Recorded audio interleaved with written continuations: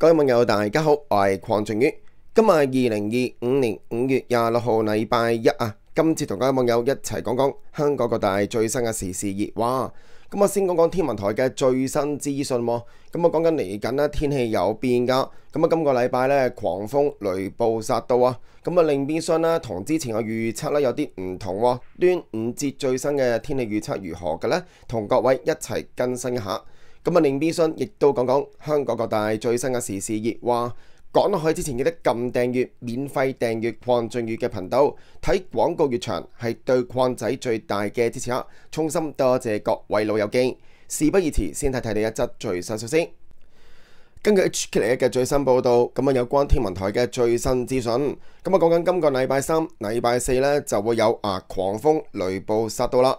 咁啊，令變相跨越呢一個嘅端午節呢，連續8日都會有雨嘅。咁啊，另外下個禮拜呢又會開始熱翻㗎。內文提到啦，天文台喺今日5月26號表示本港今朝早天氣稍涼㗎。咁啊，到本週中期禮拜三、禮拜四呢就有大驟雨同埋狂風雷暴啊。咁啊，橫跨禮拜六端午節㗎。咁啊，再到下個禮拜三仍然有驟雨。天文台預計端午節係26度到29度啊，最高氣溫預測較早前調低1度㗎。咁啊，再到呢禮拜日開始天氣又熱翻，咁啊最高氣溫重上3字頭㗎。咁啊，根據最新嘅9天天氣預報禮拜六5月31號端午節嘅最高氣溫較早前預測調低1度㗎。咁啊，預測當日介乎26至29度啊。大致多雲，同埋有一兩陣驟雨。咁啊，日間部分時間有陽光㗎。以上嚟自 HKLA 嘅報導。咁啊，各位嘅老友記要多加留意天氣資訊。咁啊，據報啦，禮拜三、禮拜四狂風大驟雨。咁啊，另外呢嗰個嘅天氣轉差呢，原來橫跨呢個端午節㗎。咁啊，而家預測呢連續8日都會落雨㗎。咁啊，各位嘅老友記記得多加留意天氣資訊，最緊要身體健康啦。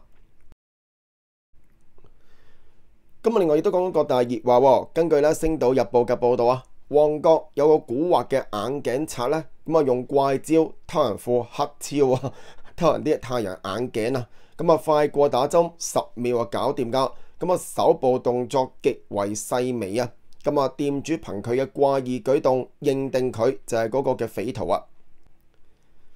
咁啊，內文提到啦，涉事嘅眼鏡公司喺今個月嘅24號喺佢哋嘅 Facebook 專頁就以忍無可忍為題上載一段長約19秒嘅短片，咁啊講述懷疑眼鏡賊嘅犯案經過㗎。咁啊事發於日前嘅2025年5月24號咁啊傍晚6點鐘，現場係旺角信和中心。貼文形容片中呢個大的水男好大條的水嘅係一個偷眼鏡賊嚟㗎。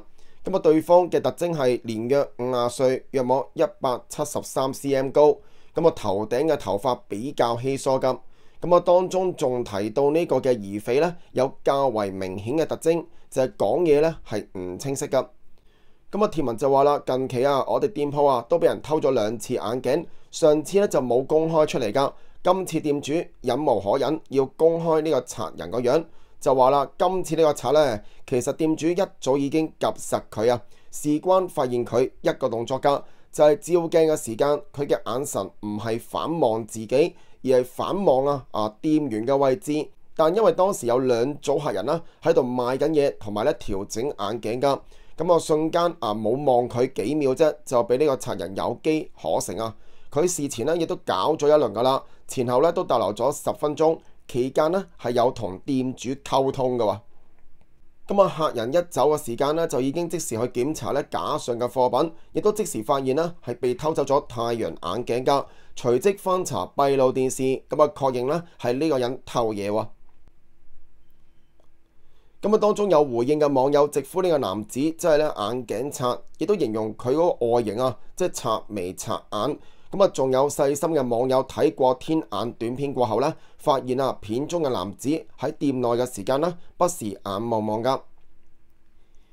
以上嚟自《星島日報》嘅報導，咁據報呢個男子就有好大條的水好易認喎。咁據報係一個古惑嘅眼鏡賊嚟㗎，咁偷咗人哋副眼鏡，未知上次係咪佢偷㗎喎？不過今次斷正㗎。咁啊，店主話忍無可忍啊，要公開佢嘅樣。咁啊，未知事件有冇下文㗎。咁啊，另外亦都講呢個熱話喎。根據《星島日報》嘅報導啊，咁啊，西環老店啊3去1結業之謎喎。咁啊，新店主頂手㗎，突然清空地鋪啊。咁啊，東張西望揭發68000蚊嘅頂手費，實收1萬蚊啫喎。咁啊，原因竟然在於中介嘅服務費咁話喎。咁啊，內文提到啦，西環老牌點心店啊3去1，咁啊喺舊年年底突然咧就執笠㗎。咁啊，原來背後咧係藏咗結業之謎喎。咁啊，東張西望訪問到3去1嘅老闆，揭發2大原因啊，導致呢間老店咧最終不辭而別㗎。咁啊，早在1987年啊，黃先生頂手成為3去1嘅老闆之一。咁啊，由當初同幾位點心師傅合營啊，咁啊漸漸成為咧獨立經營㗎。咁啊，經營近40年啦，年屆70歲嘅黃先生有感體力難以負荷，於是透過中介平台尋找合適嘅買家，有意將3去1頂手㗎，開價10萬蚊。當時啊，中介平台咧就話頂手費達到10萬蚊以上係要收20% 手續費，咁啊10萬蚊以下嘅話咧，手續費就會全免喎。咁啊，其後買家阿鐘咧有意接手。最終頂手費係68000蚊，咁啊黃先生本來以為能夠攞到咧68000蚊，將呢個嘅3去1轉讓㗎，咁啊點知正式收錢嘅時間啦，得1萬蚊啫喎。咁啊經家人細閱合約條款發現啦，原來中介平台提供嘅買賣合約當中有一個嘅細項列明啊，需要收服務費，咁啊即係賣價嘅約莫20% 或者58000蚊喎，咁啊以價高者為準㗎。當中係未有任何手續費嘅字眼嘅喎。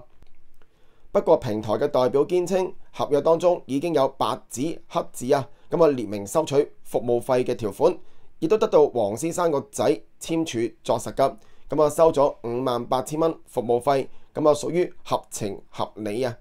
咁啊黃先生期望收到嘅頂手費由最初嘅10萬蚊變成68000蚊，咁啊最終啊淨得1萬蚊落袋。咁啊喺3去1易手過後啦，呢一間嘅西環老店更加係突然消失㗎。黃先生就話啦，新老闆阿鐘喺舊年嘅12月正式接手3去1㗎，不過只係經營咗短短1個月，就喺閘外貼出12月份30至31號休息嘅告示。咁啊自此啊3去1就同西環街坊不辭而別啦。咁有街坊表示，曾經目擊有人喺3去1嘅地鋪清走店內所有雜物同埋爐具㗎。咁啊，新老闆阿鐘呢亦都接近斷聯絡㗎。黃生大感無奈啊，但由於地鋪已經被清空，即使有意再經營3去1，亦都無能為力喎。咁啊，唔少網友都為黃先生大感不值，就話黃先生就好似呢被詐騙啊，俾人走埋個牌，亦都話呢擺明老人家㗎。又話如果頂手費係68000蚊，咁啊服務費竟然要俾58000蚊，就話啦，用下個腦都知道唔會有人肯簽呢份合約啦。咁啊矛頭直指啊個中介平台㗎。以上嚟自《星島日報》嘅報導，咁啊東張西望嘅個案，咁啊據報啊呢間西環老店3去1，咁啊據報有好多嘅西環街坊啦，即係由細食到大。咁啊一直以嚟咧都贏得唔少街坊嘅歡心，不過佢啊舊年年底突然之間呢就執咗笠，咁啊原來咧原本嘅老闆呢就向東張西望披露啦係另有內情嘅喎，咁啊原來有啲中介平台咧幫手揾人頂手㗎，咁啊結果咧頂手完之後咧，首先明明有6萬零蚊嘅頂手費，咁啊黃先生實收1萬，可能係恰老人家啦。咁啊另邊廂講到接手嘅新老闆做咗1個月唔夠就正式結業啦，即係講緊咧冇再開門啊，甚至有街坊見到佢咧之前曾經係清走晒啲雜物㗎，未知道佢嘅用意為何啊，咁啊而家成為咗網上熱話，咁啊唔知各位網友點睇呢？不妨留個言傾下偈。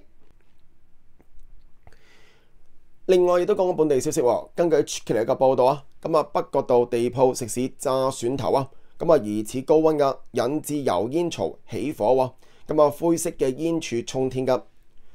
內文提到啦，北角發生火警喎，喺今日5月26號傍晚約莫6點36分，北角道15號地鋪一間食肆，廚房懷疑起火，冒出大量濃煙㗎，驚動職員同埋其他市民報警。消防接報趕至㗎，派出搜救隊救援啦。約莫9分鐘過後將火救熄。現場照片見到灰色濃煙形成一條巨型嘅煙柱㗎，直衝半空。店鋪負責人表示事發嘅時間職員正於後廚嗰度係炸蒜頭嘅時間，期間懷疑高溫引嚟抽油煙機嘅煙槽起火，冒出濃煙㗎。職員於是報警求助，事件當中好彩冇人受傷。其後店鋪亦都能夠照常營業㗎。我係鄺仔，我哋下節短片繼續傾偈。